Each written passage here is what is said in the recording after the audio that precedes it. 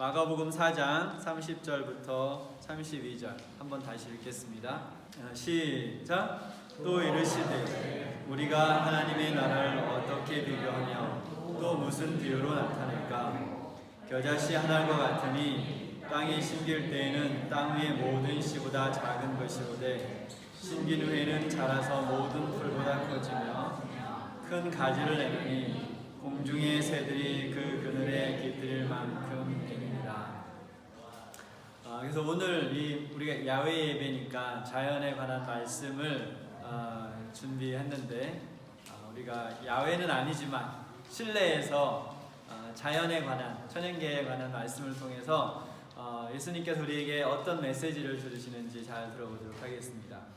우리가 지금 이렇게 나무에 이렇게 자연 속에 둘러싸여 있다고 한번 생각해 보세요. 나무들이 옆에 이렇게 많이 있고 사람들이 다 나무처럼 이렇게 나무도 있고 이제 꽃은 좀 보기 힘들죠, 그렇죠? 꽃은 좀 보기 힘들고 이제 벌써 나뭇잎 색깔이 달라지기 시작했어요, 그렇죠? 근데 이런 나무들을 보면 그 나무 숲 속에 나무들이 있는 숲 속에 나무 말고 또 뭐가 있나요? 많죠. 예, 다른 여러 가지 생명체들이 그 안에 살아요. 근데 원래 나무가 존재하는 이유는 그들의 생명체에게 뭔가 살 곳을 마련해 주기 위해서 존재하는 건 아니죠, 그렇죠? 하지만 나무들이 존재하는 곳에 많은 생명체들이 곁들여 사는 것을 볼 수 있습니다. 저희 집 뒷마당에 퀴즈, 나무가 있을까요, 없을까요? 틀렸습니다. 없습니다. 뒷집 나무가 이렇게 넘어와 있어요. 가지가 넘어와 있는데 저희가 뒷마당에서 봤을 때 왼쪽에 있는 집에 나무가 좀 큰 나무가 있어요. 거기에 누가 살까요? 네, 다람쥐 가족이 살고 있습니다.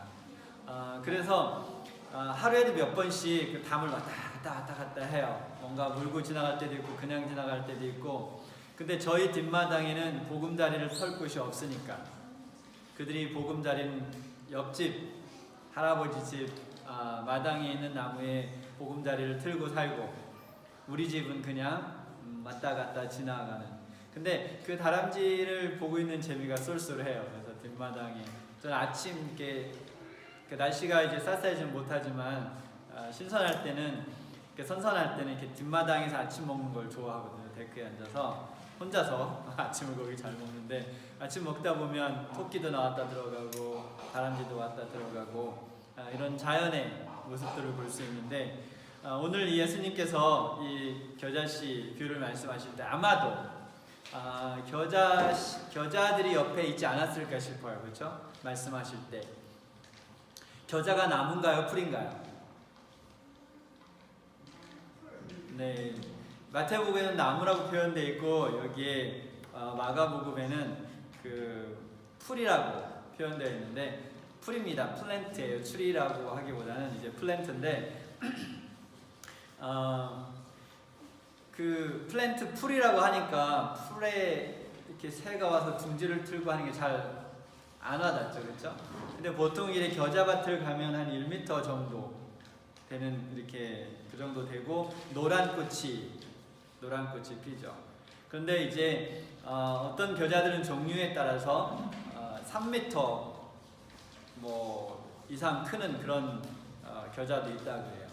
그러니까 예수님께서 말씀하실 때 그 옆에 있는 겨자들은 크기가 좀 컸던 것 같아요. 그래서 이 식물로서 3m면 크죠. 네, 굉장히 크죠. 그래서 거기에 이렇게 밭을 3m 정도 되는 겨자들이 밭을 이루고 있다면 그곳에 충분히 새들이 보금자리를 틀 수 있습니다. 그래서 제가 상황 설명을 좀 드렸어요. 예수님께서 겨자밭 옆에서 내가 이제 천국을 무엇에 비유할꼬? 라고 하시면서 겨자 얘기를 하셨는데 그 전에 여러 가지 비유를 말씀하셨어요. 근데 그 전에 처음에 하신 비유가 뭐였냐면 씨 뿌리는 자의 비유였죠. 씨 뿌린 자의 비유에는 몇 개의 종류의 밭이 나옵니까? 네 가지 종류의 밭이 나오죠. 처음에는 길가였어요. 길가에 뿌려진 씨앗은 누가 와서 먹고 갔어요? 네, 새가 와서 먹고 갔어요. 그런 새가 와서 먹고 갔어요. 그 다음에 돌밭에 뿌려진 씨앗은 뿌리를 내렸지만 햇빛이 내리쬐니까 어떻게 됐어요? 예, 말라 죽어버렸어요. 왜냐하면 뿌리를 깊게 내지 못했기 때문에. 그 다음에 가시밭에 떨어진 씨앗은 자랐지만 무엇이 기운을 다 뺏어갔어요? 네, 가시가 기운을 다 뺏어가서 쭉 자라긴 했는데 뭐가 없었어요? 열매가 없었어요. 그런데 옥토에 잘 뿌려진 씨앗은 자라나고 줄기를 내고 꽃을 피고 무엇을 맺었습니까? 열매를 맺었어요. 얼마나 많이 맺었어요? 30배, 60배, 100배의 열매를 맺었습니다. 그런데 이게 목적이죠, 그렇죠? 씨앗을 뿌리는 이유는 그 씨앗이 자라서 열매를 맺는 것이 목적이죠. 틀린 얘기 했나요? 저는 틀린 얘기 한 줄 알았어요. 여러분 얼굴이 하도 굳어 있어서 내가 지금 얘기 잘못했나? 대부분은 맞죠, 그렇죠? 네. 근데 저기는 달라요. 이게 낚시를 하는 사람들은 여기 오기 전에는 낚시를 왜 하냐면 환영합니다. 어서 오세요. 네. 우리 미국에서 청년들이 오늘도 왔습니다. 잘 오셨습니다. 잊어버렸어요. 네? 네, 낚시. 여기 오기 전에는 낚시를 하는 사람들이 나는 낚시를 하면 잡아다가 먹는 줄 알았거든요. 낚시를 하는 이유가. 근데 여기서 보니까 낚시를 잡았다 놔주고 그런다고. 제 개념으로 아직은 잘 이해가 되진 않지만 왜 놔주지? 이해가 안 되지만 낚시를 하는 분들은 또 그렇게 하네요. 잡았다 놔주고. 하지만 농사를 짓는 사람들은 그렇게 하지 않죠. 씨를 뿌리고 거기서 수확을 기대해요. 그래갖고 제가 우리 박장님이 주신 고추를 잘 심고 우리 서목사님이 주신 깨를 잘 심어서 엄청 잘 먹었어요. 여름내내 수확을 하고 반찬 따서 딱 바로 먹는 맛이 기가 막히더라고요. 여러분도 내년에 고추를 꼭 심으시기 바랍니다. 너무 맛있었어요. 그런데 지금 예수님께서 하신 비유를 보면 겨자를 심었어요. 그렇죠? 겨자 하나를 심어서 또 2개 심고 3개 심어서 겨자 밭을 이루었는데 지금 수확 이야기를 하질 않아요. 딴 말씀을 하고 계세요. 그쵸? 농부가 겨자를 심었는데 겨자를 때가 되면 수확을 해야 되잖아요. 근데 지금 이 예수님께서 하신 천국의 비유 속에서는 이 겨자에 대한 수확에 대한 관심이 별로 없어요. 이 비유에서는. 그 뭐에 관심 있으세요? 오히려 누구를 더 생각하고 있어요? 겨자보다는? 네, 답을 하셔도 괜찮습니다. 알고 계신 거를. 새들에게 더 관심이 많아요. 그쵸? 새들에게 관심이 많아요. 그래서 겨자를 심어놓은 목적과 상관없이 그 겨자 숲에 와서 새들이 둥지를 치고 편하게 살면 그것이 뭐라? 그것이 천국이다. 이게 잘 이해가 안 돼요. 그렇죠? 왜 그것이 천국일까? 예수님께서 하신 그 비유의 의미를 오늘 이 시간에 우리가 짧게 한번 알아보도록 하겠습니다. 앞에 말한 씨 뿌리는 자의 비유에서 보면 한 사람의 마음속에 무엇이 뿌려집니까? 씨앗이 뿌려지죠. 무슨 씨앗이? 진리의 씨앗이. 무슨 씨앗이? 생명의 씨앗이. 무슨 씨앗이? 그리스도의 씨앗이. 무슨 씨앗이? 영생의 씨앗이 그 한 사람의 마음속에 뿌려지죠. 그러면 그 마음밭이 옥토라면 그 마음에 무슨 열매가 맺혀요? 성령의 열매가 맺히고 그 사람의 삶 속에 성령의 열매가 맺히면 결국은 그 성령의 열매를 통해서 영혼의 열매가 맺히는 것이 이게 천국입니다. 그렇죠? 그렇게 천국이에요. 그런데 이렇게 천국 한 사람이 어떻게 구원에 이르러 가는지, 어떻게 성령의 열매를 맺고 하나님의 자녀로서 어떻게 이 영혼의 열매를 맺으며 살아가는 그 씨 뿌리는 자의 비유를 말씀하신 후에 사실은 천국은 그게 다가 아니다 라고 했어요. 그 비유에 의하면 이 겨자씨의 비유도 어떻게 끝이 나야 되냐면, 그래서 추수할 때가 돼서 추수를 많이 했다, 이렇게 끝나야 되는데, 예수님은 여기서는 그래 이제 내가 내 영혼에 나라는 이 예수 그리스도 씨앗이 심어져서 네 영혼이 구원을 받는 것, 지금 우리 잠시 이제 그 얘기는 멈추고 다른 이야기를 좀 해보자. 그것은 무슨 이야기냐면, 내가 너를 세상에 생명을 준 것은 너로 하여금 구원을 받아서 하늘에서 영원히 다시 나와 함께 살기 위함이지만, 네가 이 세상에 살아가는 동안 천국이 무엇인지 사람들에게 보여주며 살아야 되는데, 그것이 바로 오늘 겨자씨의 비유인 것입니다. 여러분의 삶 속에 사람들이 있죠. 어떤 사람들이 있나 한번 생각해 보세요. 처음에 가족이라는 테두리가 있죠. 그렇죠? 아내가 있고 남편이 있고 엄마가 있고 동생이 있고 오빠가 있고 뭐 언니가 있고 있어요. 가족이라는 테두리가 있죠. 또 일을 하러 가면, 또 학교에 가면, 또 학교 친구들, 그렇죠? 직장에 가면 직장에서 만나는 사람들, 그 일과 관련돼서 만나는 사람들이 있습니다. 그렇죠? 또 여러분이 그 외에, 그런 직접적인 인간관계 외에도 슈퍼에 간다든지, 뭐 드럭스토어에 간다든지, 가스스테이션에 간다든지, 여러 가지 일들로 해서 사람들을 만나요.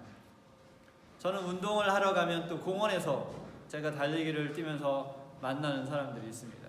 그 사람들은 대부분 걷기 때문에 저는 뛰면 그 사람들 많이 볼 때는 한 5-6번 얼굴을 마주쳐요. 제가 이렇게 도니까. 그러니까 처음에는 이렇게 인사했다가 두 번째 만나면 쑥스럽잖아. 그러니까 잠깐 이렇게 고개 돌리고 사람들이 보통 가는데, 제 삶 속에 주어진 사람들이잖아요. 그렇죠? 주어진 사람들. 때때로는 도로를 지나가며 뛰어갈 때 차들이 멈추고, 때때로는 제가 운전할 때 사람들이 지나가면 멈추면 그 사람들이 손을 흔들기도 하고, 하루를 살면서 수많은 사람들이 우리 삶의 정황 속에 놓여집니다. 그렇죠? 그 사람들이 우리 삶 속에 그냥 우연히 스쳐가는 사람들일까요? 아니면 하나님께서 우리를 통해서 천국이 무엇인지 그들에게 보여주기 위해서 그 사람들을 우리 삶 속에 머물게 하거나 아니면 지나가게 하는 것일까요? 답은 너무 쉽죠, 그렇죠? 우연인가요? 우연이 아닌가요? 뭔가요? 우연이 아니죠. 어떤 특정한 시간에, 어떤 특정한 장소에 어떤 사람과 내가 같이 있다는 것은 그냥 랜덤하게, 그냥 삶 속에서 그냥 우연히 지나가는 그러한 일들이 아니라, 그 사람이 내 삶 속에 놓여졌다는 것은 하나님께서 특별한 이유와 목적을 가지고 그곳에 두신 것입니다. 우리 가족도 매일 행복하진 않죠? 그렇죠? 네, 매일 행복하진 않아요. 슬플 때도 있고, 사랑이 넘칠 때도 있고, 미움이 넘칠 때도 있고, 웃음이 넘칠 때도 있고, 그렇죠? 눈물이 넘칠 때도 있고, 언쟁이 넘칠 때도 있고, 배려가 넘칠 때도 있고. 학교는 어떻습니까? 학교에서 만나는 친구들 어떤가요? 어떤 애는 보기 싫고, 그렇죠? 어떤 애는 영원히 안 봤으면 좋겠고, 어떤 애는 보면 기분이 좋고, 어떤 애는 보면 기분을 나쁘게 만들고. 직장, 또 우연히 들어간 어떤 그 슈퍼에 들어가서 만나는 사람, 그 사람의 얼굴을 보고 기분이 좋아지기도 하고, 그냥 하루 기분이 확 망치기도 하고, 이렇게 지나가는 사람들. 근데 하나님께서 특정한 목적을 가지고, 한국말은 어떻게 표현할지 잘 모르겠지만 divine appointment, 그래서 이 부부라는 관계는 특별한 거죠, 그렇죠? 왜냐하면 그 두 사람은 죽을 때까지 같이 살라고 묶어놨기 때문에 더 특별해요. 그러면 가끔씩 근데 여러분 질문을 하죠. 하나님, 왜 이 사람과 묶어두셨나요? 네, 질문을 하게 되죠. 또 자녀들을 질문을 합니다, 그렇죠? 하나님, 왜 이 가정에 나를 태어나게 하셨나요? 또 부모들도 때때로 질문을 하죠. 하나님, 왜 애들이 태어나게 하셨나요? 서로 이런 질문들을 하지만 하나님께서 이 가족이란 테두리는 정말 특별한 이유로 그 사람들을 묶어 두신 거죠. 학교라는 테두리는 조금 길긴 하지만 또 졸업을 하고 나면 흩어지고, 직장이란 테두리도 때때로는 굉장히 깊죠. 10년, 20년, 30년을 어떻게 보면 가족보다 더 많은 시간을 그 사람들하고 보내게 되는데, 하나님께서 왜 그러한 사람들을 그곳에 내 삶 속에 머물게 하셨, 그 사람들은 머무는 사람들이잖아요. 왜 머물게 하셨을까?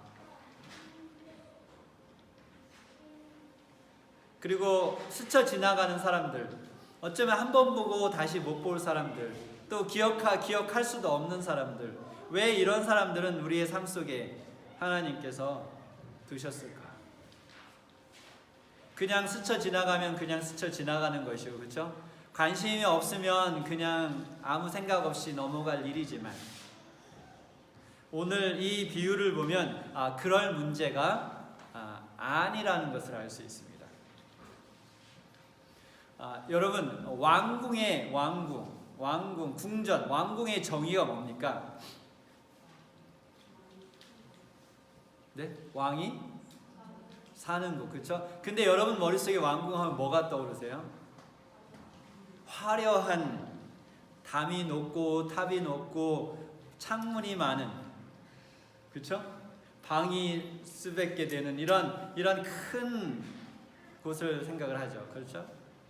그러나 왕이 선택해서 269 컬크 브리지에 살면 그 집이 뭐가 됩니까? 그 집이 그냥 집이에요? 아니요. 왕이 그 269 컬크 브리지에 살면 그 집이 궁전이 되는 거예요. 근데 그 집 뒤에 보면 창고가 있어요. 창고가 있는데, 조그만 창고가 있는데, 왕이 그 창고에 살면 그 창고가 뭐가 됩니까? 예, 거기가 왕궁이 되는 거예요. 왕이 사는 곳이 궁전이죠. 하나님의 나라는, 그럼 하나님의 나라는 어디입니까? 하나님이 계신 곳이 하나님의 나라죠. 그런데 하나님이 모든 곳에 계시지만 특별히 어디에 계십니까? 예, 바로 그거예요. 우리 마음속에 계시죠. 그것을 앞에 비유를 통해서 말씀을 해주셨어요. 너희가 나를 받아들여서 내가 내 안에 거하고 내 사랑이 내 안에 거해서 네 안에서 열매들이 맺히면, 성령의 열매들이 맺히면 그곳이 누가 거하기 편안한 곳이 돼요? 네, 성령이 거하기 편하신 곳이, 하나님이 거하시기에 편한 곳이 내 마음이 된다는 거죠. 그러면 결국은 내가 뭐가 됩니까? 내가 하늘나라가 되는 거죠. 내가 하늘나라가 되는 거예요.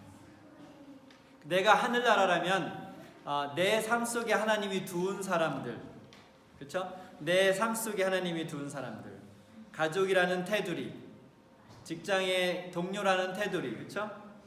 우리가 스쳐 지나가는 그런 모든 사람들이 뭡니까? 내가 천국이면,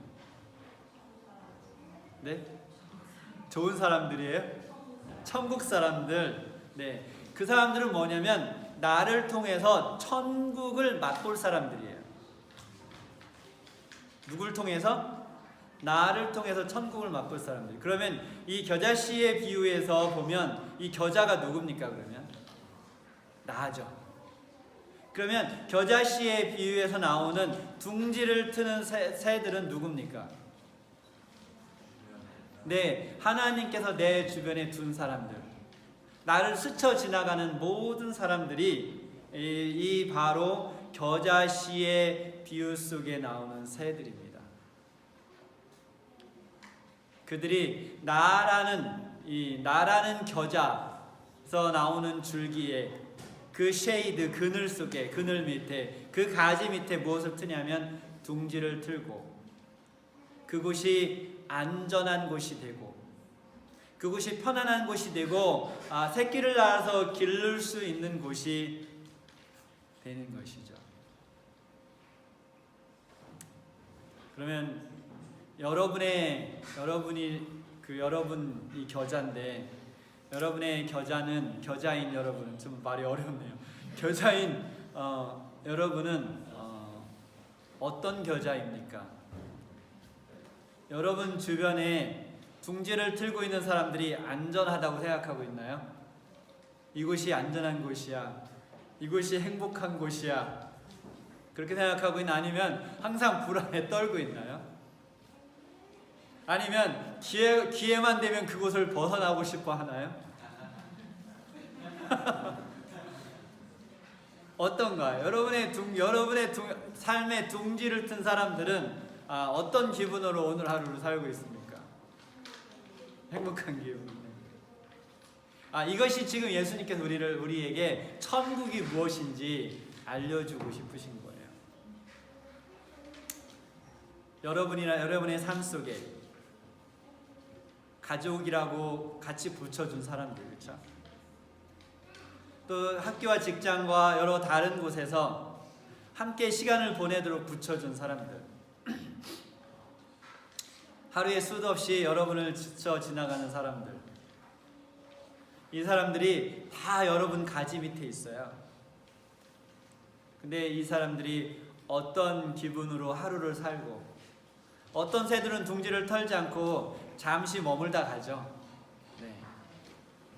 저희 뒷마당에도 보면 다른 종류의 새들이 잠깐씩 왔다 가요.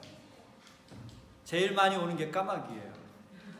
근데 요즘 안 보이더라고. 한 2달 동안 잘 뭐 하고 있는지. 그런데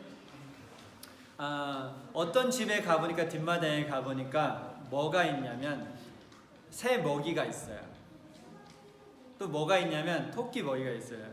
그래서 그 주인 할아버지한테 저희 옆집 거기에 가면 그렇게 많이 있더라고요. 그래서 왜 이런 걸 두냐고 하니까 같이 살아야죠. 그리고 또 다른 하나는, 그럼 토끼는 왜 토끼밥은 왜 주냐 하니까 그래야 자기가 심어놓은 거 안 뜯어먹는다. 사실은 그래도 뜯어먹는데 그래서 준다 그래요. 근데 저희 창고 밑에 토끼가 굴을 팠어요. 그래서 고민을 했어요. 쟤를 쫓아내고 막을 것인가, 아니면 그냥 둘 것인가. 그 토끼가 다른 것도 갉아먹잖아요, 그렇죠? 이렇게 이 나고 그러면 요새 새끼 나가지고 새끼를 저희 집에서 키워요. 네. 그래서 왔다 갔다 해요, 새끼들이.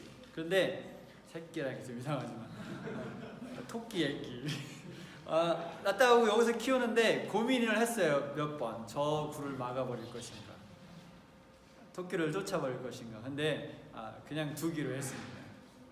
그냥 같이 살려고 두기로 했는데 그냥 사람이 사는 집이지만 그 동물들이 같이 어울려 살죠. 제가 처음에 이사 와서 몇 달 동안은 그 미션이 있었어요. 무슨 미션이냐면 개미 말살 작전. 그래서 유튜브를 보고 농약을 사다 뿌리고 그만 잔디를 이만큼 퍼다가 딴 데로 버리고 안 없어져요. 근데 어떤 유튜브에 동영상 올린 사람이 그러더라고요. 같이 살라고. 그래서 요즘은 그냥 포기한 지 꽤 됐습니다. 동물과 사람과 곤충만 같이 사는 것이 아니라 하나님께서 우리에게 예수님을 알게 하시고 우리 마음속에 천국을 두신 이유는 우리를 통해서, 나를 통해서 하나님께서 우리 주변에 같이 살게 한 사람들, 또 내 삶을 스쳐 지나가는 사람들에게 무슨 맛을 보여주라고 하는 것이라고요? 천국 맛을. 천국은 이런 거야. 근데 천국 맛을 보여줘야 되는데 지옥 맛을 보여주면 안 되겠죠. 바리새인들이 그랬어요. 그들에게 하나님께서 그들을 선민으로 선택하고 그들에게 율법을 주고 하나님의 사랑을 깨닫게 하기 위해서 그들을 선택하신 이유는 그들을 통해서 무엇을 알게 하기 위해서요? 온 세상이 천국이 어떤 맛인지를 알게 하기 위함이었었는데 그들은 그 사랑을 가지고 사람들에게 무슨 맛을 보여줬어요? 지옥 맛을 보여줬어요. 오늘 이 시간 여러분 한번 생각해 보시기 바랍니다. 내 주변에 있는 사람들은 무슨 맛을 보며 살고 있는가? 내 가족은 나를 통해서 무슨 맛을 보며 살고 있는가? 내 옆에 있는 사람 보지 말고 나 자신을 한번 생각해 보세요. 나는 나를 통해서 짭짤한 맛을 보고 사는가, 단맛을 보고 사는가 한번 생각해 보시기 바랍니다. 나를 통해서 천국을 경험하고 사는가, 아니면 나를 통해서 지옥을 경험하고 사는가? 천국은 겨자씨 하나가 같으니 땅에 심길 때에는 땅 위의 모든 씨보다 작은 것이로되 심긴 후에는 자라서 모든 풀보다 커지며 큰 가지를 내나니 공중의 새들이 그 그늘에 깃들일 만큼 되느니라. 여러분 그거 아시나요? 때때로 자기 목숨을 스스로 끊으려고 했던 사람이 자기가 알지 못하는 사람이 그 사람에게 건네준 한마디 말로 인해서 결심을 바꾸는 이야기. 그렇죠? 어떤 한 사람이 밝게 보여준 미소로 인해서 한 사람의 인생이 끝나지 않고 계속해서 머물 수 있었던 이야기. 하나님께서는 여기에 모인 우리를 통해서 우리 주변에 있는 사람들이 천국 맛을 보길 원합니다. 여러분을 통해서, 여러분 모두를 통해서, 또 저를 통해서 우리 모두가 우리 주변에 있는 사람들에게 천국이 어떤 맛인지 알려줄 수 있게 되기를 간절히 바랍니다. 말씀을 마치겠습니다.